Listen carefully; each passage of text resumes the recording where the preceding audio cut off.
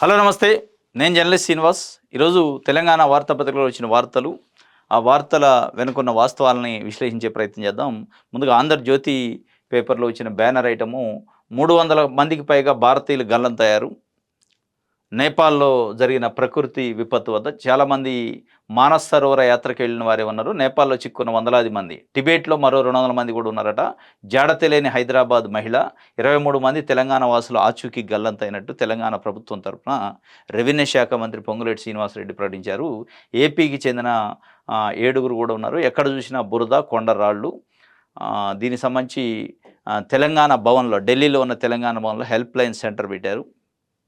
తెలంగాణకు సంబంధించిన ఎవరన్నా దాంట్లో చిక్కున్న బాధితులుంటే వాళ్ళ కోసం ఇది పెద్ద ఎత్తున సహాయక చర్యలు కూడా నడుస్తున్నాయి. కానీ అదే స్థాయిలో ప్రకృతి విపత్తు కూడా ఉంది. దాదాపు 52 హెలికాప్టర్లలో సహాయక చర్యలు ముమ్మరంగా నడుస్తున్నాయి. ఇది ఒక వార్తని చాలా విషాదకరమైన ఘటన. ఇది ఒక వార్తనిచ్చారు. ఇంకోటి, గీత దాటిన వారి వివరాలు ఇవ్వండి అని చెప్పి మల్లికార్జున ఖర్గే ఏఐసిసి అధ్యక్షుడు నిన్న తెలంగాణ డిప్యూటీ సీఎం బట్టి విక్రమార్క గారికి చెప్పారు. బట్టి గారు నిన్న బెంగళూరులో ఖర్గే గారిని కలిసి దాదాపు 40 నిమిషాల పాటు సుదీర్ఘంగా సమావేశమయ్యారట. కొండా సురేఖ ఎపిసోడ్ పైన ముఖ్యంగా. దాంతోపాటు ఇంకా ఎవరైనా గీత దాటిన ఉంటే గీత దాటిన వాళ్ళ వివరాలు ఇవ్వండి అని. అసలు కాంగ్రెస్ పార్టీలో గీత ఎక్కడుందో తెలవని నాయకులు చాలామంది ఉన్నారు. ఎన్ని గీతలు ఉంటే ఏ గీత దాటొద్దు, ఏ గీత దాటాలి, అసలు గీతలు ఉన్నాయా లేవా తెలవని నాయకులు ఉన్నట్టు మనకి ఇప్పుడు చూస్తున్న ఎపిసోడ్ని బట్టి అర్థమైంది. అంటే క్యాబినెట్ మంత్రిగా ఉన్న, స్వయంగా క్యాబినెట్ మంత్రిగా ఉన్న కొండా సురేఖ గతంలో అనేక మార్లు ప్రభుత్వానికి, పార్టీకి అప్రతిష్ట చేసే వ్యాఖ్యలు చేశారనే ఒక విమర్శ ఉంది, ప్రజల్లో నడుస్తుంది కాంగ్రెస్ పార్టీలో. మళ్ళీ వాళ్ళ కూతురు సుష్మితా పటేలు డైరెక్ట్గా ముఖ్యమంత్రి గారి సోదరుల పైన అవినీతి ఆరోపణలు చేశారు బహిరంగంగా. సరే, సుష్మిత చేసిన వ్యాఖ్యలకు మాకు సంబంధం లేదని కొండా సురేఖ అనొచ్చు. కానీ ఆ వ్యాఖ్యలను కనీసం ఖండించాలిగా ఒక క్యాబినెట్ మంత్రి. ఈ రోజుకి ఖండించలే. అది తప్పో ఒప్పో, ఎస్ మేము దాన్ని సమర్థిస్తున్నామంటే సమర్థించమని చెప్పండి. లేదు మేము కాంగ్రెస్ పార్టీలో ఉంటాం, కాంగ్రెస్ పార్టీకి లాయలిస్టులు, మాకు ఆమెకు సంబంధం ఏంటంటే సంబంధం లేకపోవచ్చు. కానీ అన్న మాటలను ఖండించాలి. మీ కూతురుగా కాకపోయినా యాజ్ ఎ క్యాబినెట్ మంత్రిగా. ఇది కాంగ్రెస్ పార్టీలో ఉన్న పరిస్థితి. ఆ గీత పరిస్థితి ఏంది, ఆ గీత లోపట ఎంతమంది ఉన్నారు, గీత ఎంతమంది దాటారో అసలు లెక్కలేని తనమైంది కాంగ్రెస్ పార్టీ పరిస్థితి. అట్లా ఉంది. ఎందుకంటే ఇది జరుగుతుంటేనే నిన్న మళ్ళీ జడ్చర్ల ఎమ్మెల్యే అనిరుద్ రెడ్డి మళ్ళీ ఆయన ఒక వ్యాఖ్యలు చేసిండు. కొండా సురేఖను ఉద్దేశించి, కొండా సురేఖ మహిళతో పెట్టుకుని మహిళ కన్నీరుతో సునామీ, మహిళ కన్నీటి తుఫానులో కొట్టుకుపోతాం మనం అని చెప్పి ఆమెకు అనుకూలంగా మళ్ళీ వ్యాఖ్యలు చేసినాడు. ఒకవైపు ఇదంతా ఎపిసోడ్ జరుగుతుంది, మరి ఏం చేస్తారో చూడాలి. కాంగ్రెస్ పార్టీ సహజసిద్ధమైన వ్యవహార శైలి ఎట్లా ఉంటుందంటే, అది ఎంత గీత దాటినా ఏదో చేస్తున్నట్టు ఉంటుంది, కానీ ఆడ ఏం చేయరు.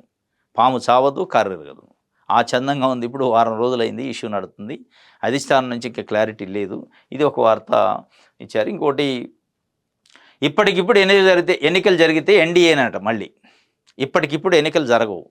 అది జరిగేది కాదు, మన కాదు, కానీ అట్లా ఇస్తారు. India Today mood of the nation అని ప్రతి 6 నెలలకు ఒకసారి ఒక సర్వే ఇస్తుంది. మొత్తం దేశవ్యాప్తంగా ఉన్న కొంతమంది ప్రజలను కలుసుకున్న, దాదాపు 1,20,000 మంది ప్రజల్ని కలుసుకున్న వాళ్ళ శాంపిల్ తీస్తుంది. ఆ శాంపిల్ ప్రకారం ఏంటంటే, మళ్ళీ ఇప్పటికిప్పుడు ఎన్నికలు జరిగితే గెలవటం అయితే ఎన్డీఏ గెలిచిద్ది, కానీ ఎన్డీఏ గ్రాఫ్ తగ్గినట్టు ఆ డాటాను బట్టి అర్థమవుతుంది. ప్రధానమంత్రి నరేంద్ర మోడీ ఈ దేశానికి ప్రధానమంత్రి కావాలి అని చెప్పి కోరుకుంటున్నారు ప్రజలు. మెజారిటీ ప్రజలు ప్రధాని మోడీగానే ఉండాలని కోరుకుంటున్నారు, ఎన్డీఏ కూటమే ఉండాలని కోరుకుంటున్నారు. కానీ గ్రాఫ్ అయితే తగ్గింది గడిచిన ఎన్నికలకి ఇప్పటికీ, గడిచిన సర్వేకి ఇప్పటికీ. ఇదే India Today mood of the నేషన్గా ప్రతి 6 నెలలకు చేసే సర్వేలో దీనికంటే ముందు జనవరి 2026లో చేసింది. అప్పుడు ఎన్డీఏ కూటమికి, బీజేపీ, దాంట్లో ముఖ్యంగా బీజేపీకి 287 సీట్లు వచ్చినాయి సింగిల్గా బీజేపీకి ఆ సర్వేలో. ఇప్పుడు వీళ్ళు చేసిన జూలైలో మళ్ళీ చేసిన సర్వేలో ఆగస్టు 25 వరకు చేశారు. జూలై నుంచి ఆగస్టు 25 వరకు 261 స్థానాలకు పడిపోయింది బీజేపీ గ్రాఫ్. ఎన్డీఏ కూటమి గ్రాఫ్ కూడా పడిపోయింది. దట్టు మొత్తం భారతదేశంలో అతిపెద్ద రాష్ట్రమైన యూపీలో 2-3 సార్ల నుంచి బీజేపీ అధికారంలో ఉన్న రాష్ట్రంలో 80 ఎంపీ స్థానాల యూపీలో 2014లో మోడీ వచ్చినప్పటి నుంచి ఇప్పటి వరకు బీజేపీ మెజారిటీ స్థానాలు గెలుస్తుంది. అక్కడ కూడా బీజేపీకి గ్రాఫ్ పడిపోయింది. అక్కడ 38 స్థానాలకి పరిమితం కావాల్సిన పరిస్థితి వచ్చింది. 38 స్థానాలు అంటే దాదాపు సగానికి తక్కువ.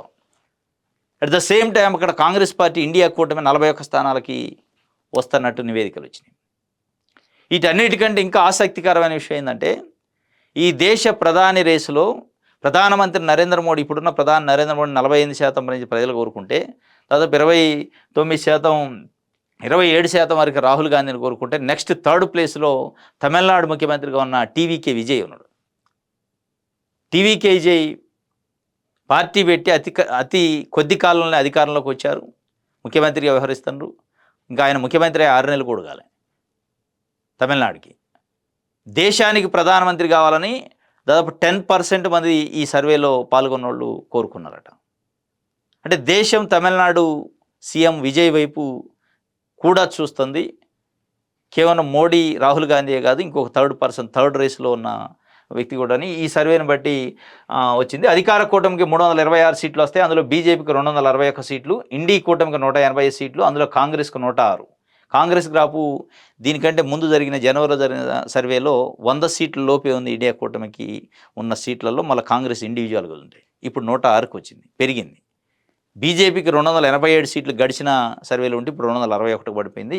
బీజేపీ గ్రాఫు కొంత తగ్గుతుంది, కాంగ్రెస్ పార్టీ గ్రాఫ్ పెరుగుతున్నట్టు అర్థమైంది. ఎన్డీఏ కూటమి గ్రాఫ్ కొంత తగ్గుతున్నట్టు, ఇండియా కూటమి గ్రాఫ్ పెరుగుతున్నట్టు అర్థమైంది. దీన్ని ఎంతవరకు గడిచిన ఎన్నికల వరకు స్టెబుల్గా క్లెయిమ్ చేసుకుంటుంది కాంగ్రెస్ ఇండియా కూటమి, దీన్ని ఎంతవరకు గ్రోత్ని ఇట్లనే పడిపోతుంటే బీజేపీ వదిలేసుకుంటుంది, లేదా దానికి నష్ట నివారణ చర్యలు తీసుకుంటుంది అనేది ఇప్పుడు పెద్ద ప్రశ్న. ఎందుకంటే 2026 జనవరిలో జరిగిన సర్వే అప్పుడు సీజేపీ పార్టీ లేదు, జన్జడ్ యువత ఉద్యమం లేదు, నీట్ పేపర్ లీకేజ్ లేదు. ఇవన్నీ చాలా పరిణామాలు దాదాపు ఈ 2-3 నెలల కాలంలో జరిగినాయి. కాబట్టి ఈ పరిణామాలు ఇంకా ముదిరి ఎన్డీఏ కూటమికి ఇంకా ప్రమాదం ఉందా, ప్రమాద గంటికలు అయితే మోగుతున్నాయి, హెచ్చరిక జారీ చేశారు భారతదేశ ప్రజలు. దీన్ని బట్టి ఏం చర్యలు తీసుకుంటుందో చూడాలి బీజేపీ ఎన్డీఏ కూటమి. ఇది ఒక వార్త. ఆంధ్రజ్యోతి సంబంధించి వెలుగు పేపర్ చూద్దాం. రైట్, వెలుగు పేపర్లో బీఆర్ఎస్ హయాంలో విచ్చలవిడిగా అవినీతి జరిగింది, రంగాల వారీగా పంచుకొని దోపిడీ చేశారు అని చెప్పి కల్వకుంట్ల కవిత, కేసీఆర్ కుమార్తె బీఆర్ఎస్ 10 ఏళ్ల పరిపాలనలో జరిగిన అవినీతి పైన పదే మాట్లాడతాను. నిన్న మరొకసారి రంగాల వారీగా రంగాలంటే మున్సిపల్ శాఖ, రెవెన్యూ శాఖ, ఇరిగేషన్ ఇట్లా పంచుకున్నారట. ఎడ్యుకేషన్, హెల్త్ డిపార్ట్మెంట్లు రంగాల వారీగా పంచుకొని దోపిడీ చేశారు. మరి ఏ రంగం ఎంత దోపిడీ చేశారో కొన్ని డీటెయిల్స్ అయితే చెప్పాలి. రంగాల వారీగా చేశారు. మరి ముఖ్యంగా హరీష్ రావు పైన ఆమె టార్గెట్ చేశారు. హరీష్ రావు అసలు బీఆర్ఎస్ పార్టీని మొత్తం ఓన్ చేసుకోవాలని, కబ్జా చేయాలని చూస్తాడు అని చెప్పి. ఇంకొక వైపు హరీష్ రావు ఏమో 22A జాబితాలో ప్రజల ఆస్తులను పెట్టి పొంగులేటి శ్రీనివాసరెడ్డి లేదా కాంగ్రెస్ పార్టీ ప్రభుత్వం, కాంగ్రెస్ పార్టీలో ఉన్న నాయకులు ప్రజల భూముల్ని కబ్జా చేయాలని చూస్తున్నారు. అసలు మీరు చేస్తున్న బీఆర్ఎస్ పార్టీ కబ్జాను, మీరు చేసిన 10 ఏళ్ల అవినీతిను మీ కుటుంబ సభ్యురాలే కల్వకుంట్ల కవిత సూటిగా అడుగుతున్నారు. రంగాల వారీగా పంచుకొని అవినీతి చేశారని దానికి మీద సమానం చెప్పాల్సిన నైతిక బాధ్యత హరీష్ రావుకు ఉంది. ఈరోజు ఒక రాజకీయ పార్టీగా, అపోజిషన్ పార్టీగా పరిపాలన పైన ప్రభుత్వాన్ని అడగొచ్చు, ప్రశ్నించవచ్చు, విమర్శించవచ్చు, ప్రజల పక్షాన మాట్లాడచ్చు, తప్పులేదు. ఎంత గమ్మత్తుగా ఉంటుందంటే బీఆర్ఎస్ పార్టీలో ఉన్న కొంతమంది నాయకులు మాట్లాడుతుంది 10 ఏళ్లకు ముందు, 10 ఏళ్ళు అధికారంలో రాకముందు అవినీతి ఏ స్థాయిలో ఉంది, ఇప్పుడు ఏ స్థాయిలో ఉంది. అసలు 2004లో హరీష్ రావు రాజశేఖర రెడ్డి గారి క్యాబినెట్లో రవాణా శాఖ మంత్రిగా ప్రమాణ స్వీకారం చేసే రోజు ఆయన ఆస్తులేంటి, ఈరోజు ఆస్తులేంటి. 24/7 రాజకీయాలే చేస్తారు, 24/7 ఉద్యమాలు చేసినా అని చెప్పారు. ఎక్కడ వ్యాపారం చేయలేదు హరీష్ రావు గారు, ఎప్పుడు రాజకీయంలో ఉన్నారు. ఎక్కడి నుంచి వచ్చినాయి ఆస్తులు కుటుంబ సభ్యులకి? మీకు నైతిక బాధ్యత కదా. 10 ఏళ్ల పరిపాలనలో మేము బంగారు తెలంగాణ చేసినామంటే పదే కవిత చెబుతున్నాం, బంగారు తెలంగాణ ప్రజలకు కాలేదు, బంగారు తెలంగాణ హరీష్ రావు కుటుంబానికో లేదా మా కుటుంబానికో అయిందని ఆమె పదే చెబుతున్నాం. ఇటువంటి పరిస్థితుల్లో మీరు పొంగులేటి శ్రీనివాసరెడ్డి మీదనో లేదా రేవంత్ రెడ్డి మీదనో లేదా ఇంకో XYZ మీదనో కాంగ్రెస్ పార్టీ నాయకులపైన విమర్శ చేస్తే ఎవరికి అభ్యంతరం లేదు. ఆ విమర్శ చేసే ముందు మీ మీ ఆత్మ విమర్శ కూడా చేసుకోవాలి. మీకు మీరు మనం ఏంటి, 2004కు ముందు ఇప్పుడు ఏంటి. ఎవరు చెప్పినా రాజకీయ నాయకులు నీతులు చాలా పెద్దగా చెబుతారు. నైతిక విలువలు లేదా చట్టాన్ని గౌరవిస్తాం, చట్టం అంటే మాకు అపారమైన గౌరవం ఉంది, న్యాయ వ్యవస్థ అంటే అపారమైన గౌరవం ఉంది, కడిగిన ముత్యం లెక్క బయటకు వస్తాం. కడిగిన ముత్యాలు అవసరం, కడగన ముత్యాలు కావాలి మాకు. ముత్యం కడగాల్సి వచ్చిందంటే ఏదో అంటితేనే కడగాల, లేదా న్యాయ వ్యవస్థ పైన, రాజ్యాంగం పైన అపారమైన నమ్మకం ఉందంటారు. ఆ రాజ్యాంగ వ్యవస్థలోనో, న్యాయ వ్యవస్థలోనో చిన్న చిన్న ల్యాబ్స్ను వాడుకొని బయటపడే కార్యక్రమం చేస్తున్నారు తప్ప ఎక్కడ కూడా నైతికంగా ఇగో ఇది నేను 2004కు ముందు మంత్రిగా కాకముందు నా ఆస్తులు ఇవి, ఈరోజు ఇవి ఉన్నాయి, ఎక్కడి నుంచి వచ్చినాయి చెప్పాలి. అది చాలు ప్రజల ముందు పెడితే. ఈరోజు అదే చెప్తాను, 22 రైతుల భూములను కూడా 22A జాబితాలో పెట్టారు, కబ్జా చేశారు అంటున్నాను. అసలు ముందు మీ కబ్జా గురించి, మీ విచ్చలవిడి బరితెగింపు అవినీతి గురించి మీ కుటుంబ సభ్యురాలే 10 సంవత్సరాలు మీతో పాటు పరిపాలనలో కూడా పాలు పంచుకున్నామే, ఎమ్మెల్యేగానో ఏదో ఎంపీగానో లేదా ఎమ్మెల్సీగానో ఉండి ఆమె అడుగుతున్నారు సూటిగా. దానికి ముందు సమానం చెప్పిన తర్వాత హరీష్ రావు ఇంకొక కోణంలో ప్రతిపక్షంగా మాట్లాడితే విలువ ఉంటుంది. దీంతోపాటు నిన్న కాంగ్రెస్ పార్టీకి సంబంధించి అఫీషియల్ సోషల్ మీడియా హ్యాండిల్లో ఒక పోస్ట్ పెట్టారు హరీష్ రావుకు సంబంధించి. అధికారంలో ఉండగా అనేక కంపెనీలు స్థాపించిన హరీష్ రావు 10 ఏళ్ల పాలన అవినీతికి పాల్పడి ఇప్పుడు ప్రజల ముందు కమల్ హాసన్లా నటిస్తున్నారు హరీష్ రావు. హరీష్ అవినీతి సామ్రాజ్యాన్ని తవ్వే కొద్ది సంచలన విషయాలు బయటపడుతున్నాయి. అధికారాన్ని అడ్డుపెట్టుకుని ఆసుపత్రులతో వ్యాపారం చేస్తూ తన వ్యాపార సామ్రాజ్యాన్ని విస్తరించుకున్నారు. అరీవియాస్ నేచర్స్ ప్రొడక్ట్స్ ప్రైవేట్ లిమిటెడ్ అని మిల్చీ మిల్క్ అని ఒకటి ఉంటుంది. దానికి సంబంధించి ఆ కంపెనీ హరీష్ రావు గారు వైద్య శాఖ మంత్రిగా ప్రమాణ స్వీకారం ఛార్జ్ తీసుకునే రోజు కంటే ఈటెల రాజేందర్ని తొలగించి ఎరికిచ్చారు ఆ శాఖ. ఆ తొలగించి ఈయన ఆ వైద్య శాఖ మంత్రిగా వచ్చే రోజుకి 614 బాధ్యతలు చేపట్టిన తర్వాత ఈ కంపెనీ ఒక్క ఏడాదిలోనే 614% గ్రోత్ రేట్ వచ్చింది. ఎక్కడి నుంచి ఎట్లా వచ్చింది? మీరు అంటే దాని వెనక ఏం కిడ్ ప్రోకో ఉంది? హెల్త్ డిపార్ట్మెంట్కి మిల్చీ మిల్క్కి ఒప్పందాలు ఏం జరిగినాయి అనేది ఇక్కడ ప్రశ్న. 2004లో రవాణా శాఖ మంత్రి హరీష్ రావు గారు ప్రమాణ స్వీకారం చేసేటప్పుడు ఉన్న ఆస్తులకి ఇప్పుడున్న ఆస్తులకి ఎన్ని 100% గ్రోత్ రేటు పెరిగింది, ఎక్కడి నుంచి పెరిగింది? ఉద్యమాలు రాజకీయాలు చేసే మీకు ఆస్తులు ఎక్కడి నుంచి వచ్చినాయి అనేది కూడా సమానం చెప్పాలి. పొంగులేటి శ్రీనివాసరెడ్డి రెవెన్యూ శాఖ మంత్రి మీద పదే ఆరోపణలు చేస్తాడు హరీష్ రావు గారు. తప్పులేదు, చేయొచ్చు ప్రతిపక్ష పార్టీగా. పొంగులేటి శ్రీనివాసరెడ్డి వ్యాపారాలు చేసి ఆస్తులు సంపాదించుకున్న తర్వాత రాజకీయాల్లోకి వచ్చారు ప్రజాసేవకు అని ఆయన చెప్తున్నారు. మీరు ఏ వ్యాపారం చేయలేదు 2004లో, సామాన్య ఒక ప్రజల్లో ఒకరుగా ఉన్నారు. అటువంటి మీరు ఎట్లాంటి ఆస్తులు లేకుండానే రాజకీయాల్లోకి వచ్చారు. ఈరోజు 1000 కోట్లు 100 కోట్లు వచ్చినాయని ఆరోపణలు ఉన్నాయి. ఆరోపణలు సమానం చెప్పాలి.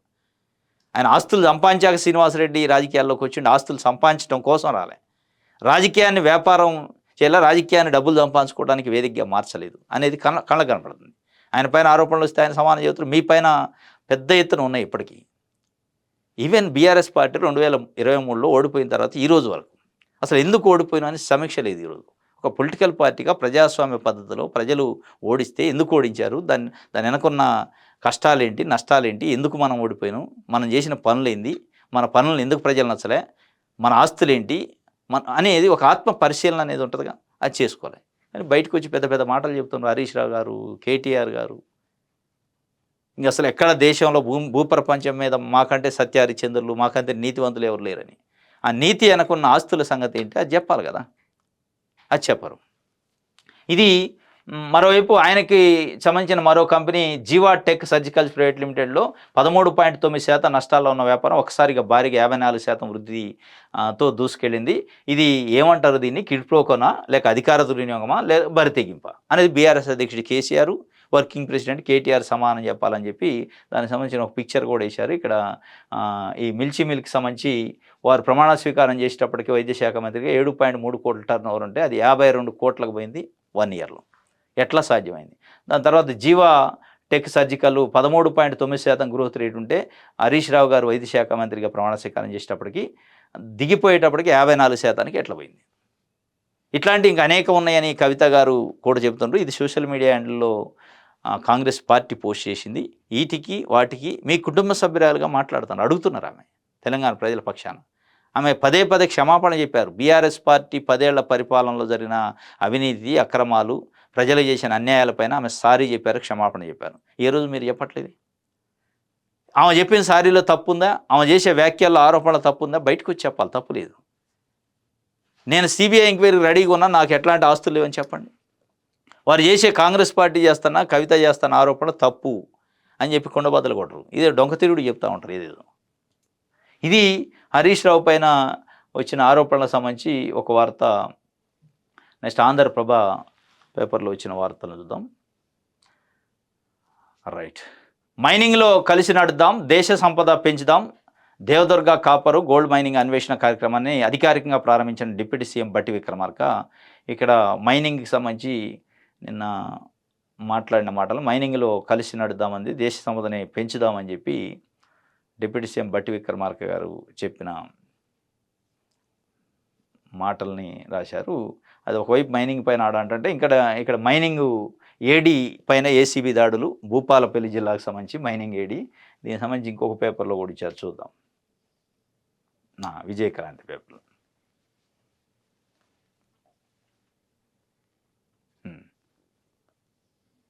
జయరాజ్ మైనింగ్ 100 కోట్లు ఉందట. భూపాలపల్లి మైనింగ్ ఏడీకి ఆదాయానికి మించి ఆస్తులు ఉన్నాయి. 12 చోట్ల ఏకకాలంలో ఏసీబీ సోదాలు చేసింది.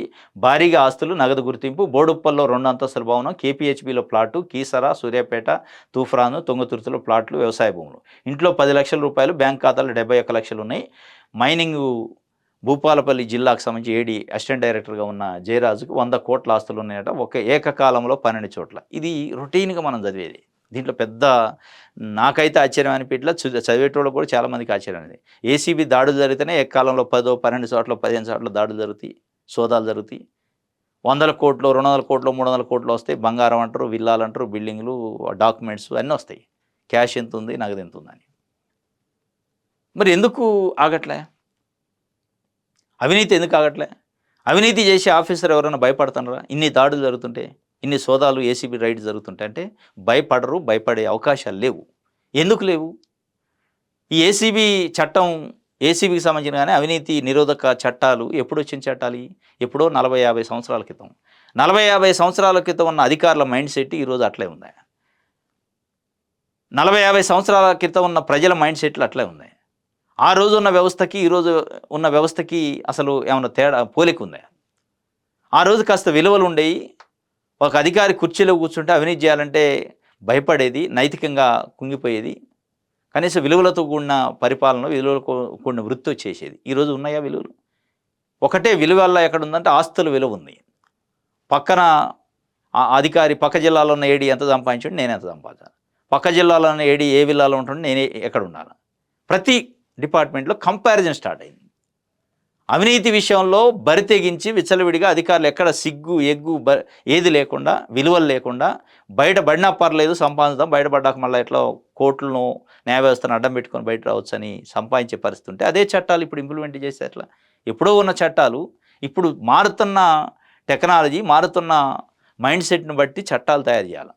చేసి ఆదాయానికి మించి ఆస్తులు ఉంటే, అంటే మీకు జీతానికి సంబంధించి జీతం పోను మిగతా ఎక్కువైతే ఆస్తులు ఉంటే మొత్తం అటాచ్ చేసే పరిస్థితి రావాలి. ₹1 కూడా లేకుండా.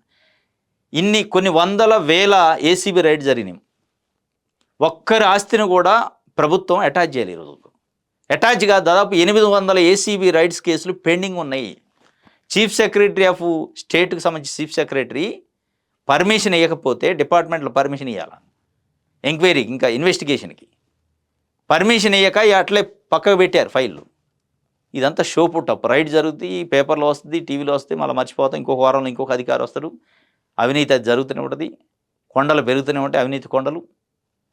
కాబట్టి చట్టాన్ని సరిచేయాలి, చట్టాన్ని సవరించి ఫస్ట్ ఏసీబీ రైడ్లో దొరికిందంటే ఆస్తులను అటాచ్ చేయాలి, డిస్మిస్ చేయాలి, ఇంక మళ్ళీ సర్వీస్లోకి రావద్దు. ఇప్పుడు చాలా సునాయాసంగా సర్వీస్లోకి వస్తాను 6 నెలల సంవత్సరంలో.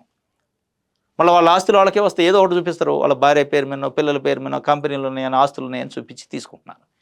ఈ ప్రొవిజన్స్ మార్చనంతసేపు ఎన్ని అవినీతి అనుకొండలు వచ్చినా, ఎన్ని 100 కోట్ల జయరాజులు వచ్చినా జయరాజులు పెరుగుతుంటారు తప్ప తగ్గరు.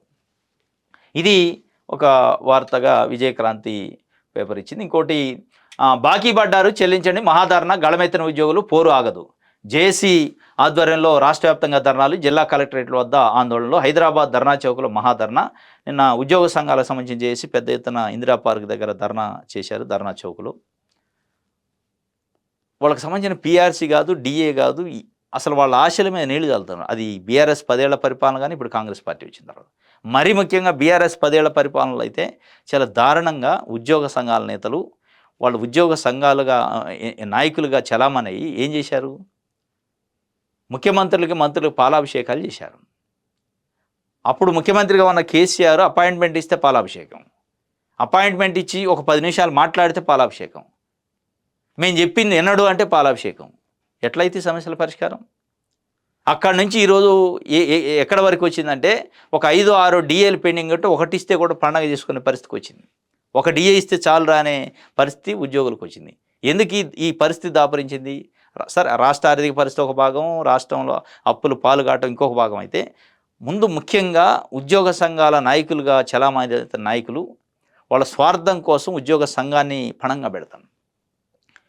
వాళ్ళు రిటైర్ అయ్యాక ఎమ్మెల్సీ కావడానికో, ఎమ్మెల్యే టికెట్ రావడానికో, మంత్రి కావడానికో, లేదా వాళ్ళకి ఏదైనా కార్పొరేషన్ చైర్మన్ పదవి రావడానికో, లేదా వాళ్ళపైన ఉన్న ఆరోపణలు వాటిని కప్పుచ్చుకోవడానికో, వాళ్ళ బంధువులకు పోస్టింగ్లు ఇప్పించుకోవడానికి వాడుకుంటున్నారు.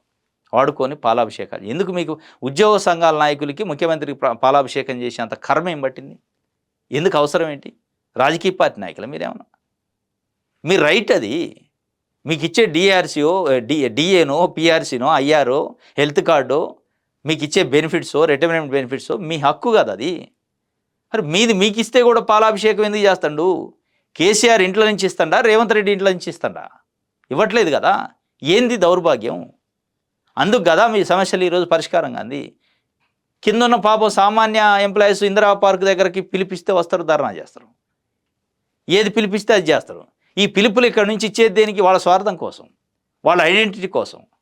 కాబట్టి ఉద్యోగ సంఘాల నాయకుల మైండ్ సెట్ మారాలి. అటువంటి నాయకులను ఎన్నుకోవద్దు మీరు ఫస్ట్. ఉద్యోగులు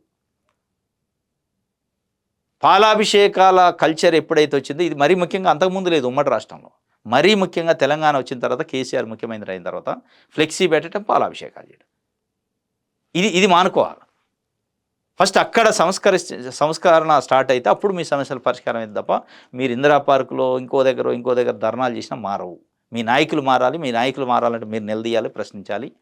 అప్పుడు మీకు రావాల్సిన పిఆర్సీలు, డిఏలు ఇంకోటి వస్తాయి తప్ప అప్పటి వరకు రావు. ఇది ఒక వార్త విజయకరానికి సంబంధించి. ఇది ఈరోజు న్యూస్ అనాలిసిస్. రేపు తాజా వార్తలతో తిరిగి కలుసుకుందాం. Thank you.